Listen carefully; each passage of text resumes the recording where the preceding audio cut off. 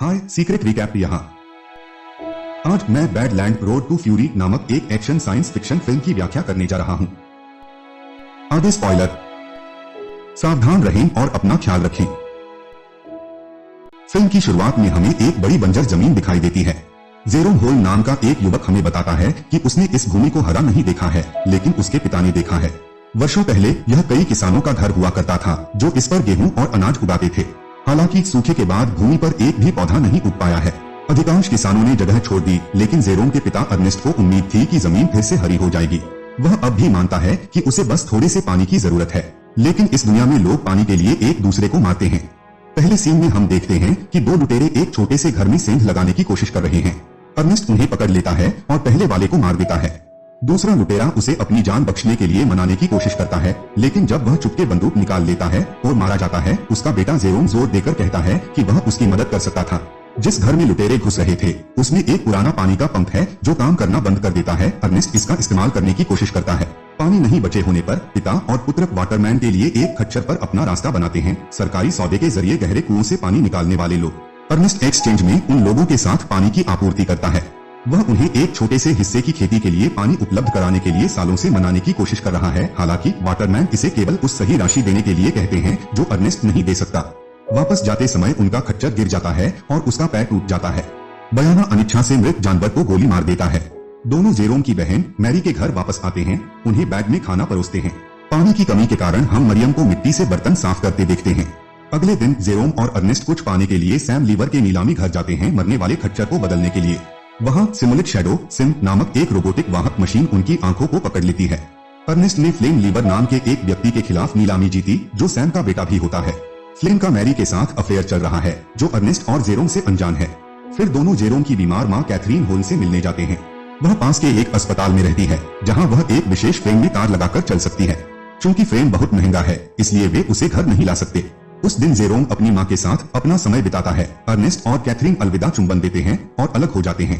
वापस जाते समय अर्नेस्ट और जेरोम एक गैस स्टेशन पर रुकते हैं। हम देखते हैं कि अर्नेस्ट अपने वाहन में पेट्रोल पंप करने के बाद एक घूंट लेता है। पानी के लिए भीख मांगते हुए दोनों एक छोटे बच्चे के साथ एक जोड़े से मिलते हैं। पिता रोबी बच्चे को बेचना चाहता है क्योंकि वे उसे उसकी देखभाल नहीं कर सकते, लेकिन अर्नेस्ट इसके खिलाफ सलाह देता है और उससे कहता है कि वह पानी से उनकी मदद करेगा। रोबी को फ्लेम और मैरी के अफेयर के बारे में पता है और अर्नेस्ट को इस ओर इशारा करता है। घर पर अर्नेस्ट मैरी से उसके बार बार चुपके से निकलने के बारे में बात करती है, लेकिन वह दावा करती है कि यह उसकी स्वतंत्रता है और अपने पिता से कहती है कि वह उससे नफरत करती है। वह भागने की कोशिश करती है, लेकिन अर्नेस्ट ने उसे अपने कमरे में बंद कर दिया और उसकी खिड़कियां बंद कर दी। एक सुबह अर्नेस्ट और जेरोम सिंह को उसके शेड से अनुपस्थित रहने के लिए जगाते हैं। इसे किसी ने चुरा लिया था। अर्नेस्ट मानता है कि यह फ्लेम था और अपने घर जाता है, लेकिन सैम से पता चलता है कि उसके पास है। उस सुबह एक ट्रक के साथ पहाड़ों के लिए रवाना हुए। अर्नेस्ट फिर उसे ढूंढते हुए पानी वालों के पास जाता है, लेकिन वे उसे बेहोश कर देते हैं। जब उसे होश आता है तो रात हो चुकी होती है। पानी वालों ने उन पर आपूर्ति चोरी करने का आरोप लगाया। अर्नेस्ट जोर देकर कहते हैं कि उसने उन्हें चोरी नहीं किया, लेकिन उनके नेता कालेब ने उस पर हमला किया। वे थोड़ी देर के लिए लड़ते हैं, लेकिन अर्नेस्ट अपनी राइफल पर हाथ रखकर वहां से भाग जाते हैं। घर वापस जाने पर उसने पाया कि फ्लेम सड़क पर सिम के साथ सो रहा है। यह स्पष्ट है कि उसने मशीन और वाटरमैन की आपूर्ति चुरा ली थी। अर्नेस्ट उस पर राइफल उठाता है, उसे बंधक बनाता है, फिर उसे मशीन से बांध देता है। वह अपनी बेगुनाही साबित करने के लिए फ्लेम को वापस वाटरमैन के पास ले जाना चाहता है। रास्ते में फ्लेम मैरी के बारे में टिप्पणी करता है, जिससे अर्नेस्ट नाराज हो जाता है। कुछ देर चलने के बाद दोनों को प्यास लगती है। फ्लेम ने अर्नेस्ट को वाटरमैन की आपूर्ति से पानी का उपयोग करने के लिए राजी किया। दोनों पानी पीने बैठ जाते हैं और बातें करते हैं। फ्लेम फिर अर्नेस्ट को उसे जाने देने के लिए मनाने की कोशिश करता है और वे पैसे साझा कर सकते हैं, लेकिन अर्नेस्ट उसे पकड़ने के लिए अड़ा हुआ है। अर्नेस्ट कमजोर और लंगड़ा है। वह स्पष्ट रूप से वाटरमैन के लिए एक और मील नहीं चल सकता। फ्लेम यह जानता है, इसलिए उसने अर्नेस्ट को एक पत्थर से मारा, जिससे उसका सिर एक चट्टान पर लग गया।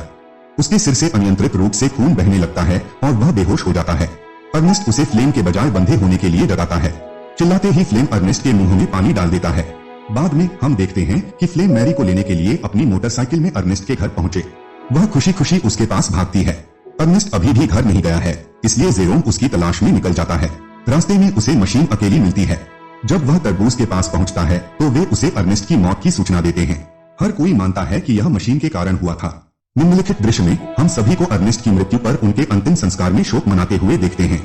बाद में कैथरीन और बच्चे अपने अस्पताल के बिस्तर पर रोते हैं। जब वे बाहर आते हैं, फ्लेम उन्हें अपने ट्रक में ले जाता है। अर्नेस्ट की मृत्यु के बाद फ्लेम अब परिवार के संरक्षक बन गए हैं। वह जेरोम को शांत करता है क्योंकि वह सिम को उसके पिता को मारने के लिए मारता है। बाद में वह उसे बताता है कि मैरी अपने बच्चे के साथ गर्भवती है और वह उससे प्यार करता है। जेरोम उनके रिश्ते को स्वीकार करता है। उस दिन बाद में फ्लेम पानी वालों के पास जाता है और उनसे अर्नेस्ट की भूमि पर पानी भेजने के बारे में बात करता है। कालेब अपने विचार पर हंसता है लेकिन रक्षात्मक हो जाता है जब फ्लेम उसे अर्नेस्ट की मौत के लिए दोषी ठहराता है। फ्लेम उसे कालेब के नाम वाला एक चाकू भी दिखाता है जो अर्नेस्ट के शरीर से मिला था। आरोपित होने से डरते हुए कालेब पानी को अपने खेत की ओर मोड़ने के लिए सहमत हो जाता है। हर कोई खुश होता है जब भूमि को पानी का पहला छिड़काव मिलता है। फ्लेम जमीन पर गेहूं उगाने के लिए दिन रात काम करता है। कुछ महीने बाद वे पूरी तरह से विकसित हो जाते हैं। फ्लेम मैरी से शादी कर लेता है और वर्तमान में जेरोम और मैरी के साथ अर्नेस्ट के घर में रहता है। एक दिन उसके पिता सैम बैंक के कुछ आदमियों के साथ धमकी देते हुए उनके घर पहुंचते हैं अर्नेस्ट के कर्ज के कारण जमीन लेने के लिए। फ्लेम को चुकाने के लिए कर्ज बहुत अधिक है, इसलिए वह मशीन को अपने साथ ले जाता है और उस रात उसका दोस्त रॉबी पास आता है। वह अपने बच्चे को बेचने के रॉबीज के इरादे के बारे में जानता है, इसलिए वह रॉबी को साथ आने के लिए राजी करता है, उसे सिर्फ यह देखने के लिए कि एक बच्चे की कीमत कितनी हो सकती है। हालांकि जब वे वहां पहुंचते हैं तो रॉबी को पता चलता है कि फ्लेम ने गुप्त रूप से उसके साथ एक सौदा किया है अपने बच्चे को बेचने के लिए। लोग बच्चे को दूर ले जाने की कोशिश करते हैं, रॉबी इसका विरोध करता है और फ्लेम द्वारा गोली मार दी जाती है। यह डीलरों के बीच गोलीबारी का कारण बनता है और फ्लेम पैसे लेकर भाग जाता है। हालांकि मशीन सिम को गोली मार दी जाती है और क्षतिग्रस्त कर दिया जाता है। यह मशीन में ऑटो मोड को सक्रिय करता है जिसके कारण यह अपने निर्माता के पास वापस आ जाता है, केल्विन हुलमैन। अगले दिन फ्लेम बैंक को उस पैसे से भुगतान करता है जिसमें उसने बच्चे को बेचा था। जेरोम मानता है कि पैसा सिम बेचकर आया है, इसलिए किसी को कुछ भी शक नहीं है। निम्नलिखित दृश्य में हम देखते हैं कि सिम सीमा पार रहने वाले केल्विन के पास वापस लौट रहा है। केल्विन सिम पर अंकित नंबर पर कॉल करता है और होल्म के घर पहुंचता है। वह जेरोम से उसके पास वापस आने वाली मशीन के बारे में बात करता है, जिससे जेरोम चौंक जाता है क्योंकि फ्लेम ने उसे बताया था कि उसने इसे रॉबी को बेच दिया था। जेरोम फ्लेम से पूछता है कि क्या रॉबी ने सिम के हिस्से बेचे हैं और यह किसी तरह मालिक को बनाया गया है, लेकिन फ्लेम सवाल के लिए उस पर नाराज हो जाता है और उसे खारिज कर देता है।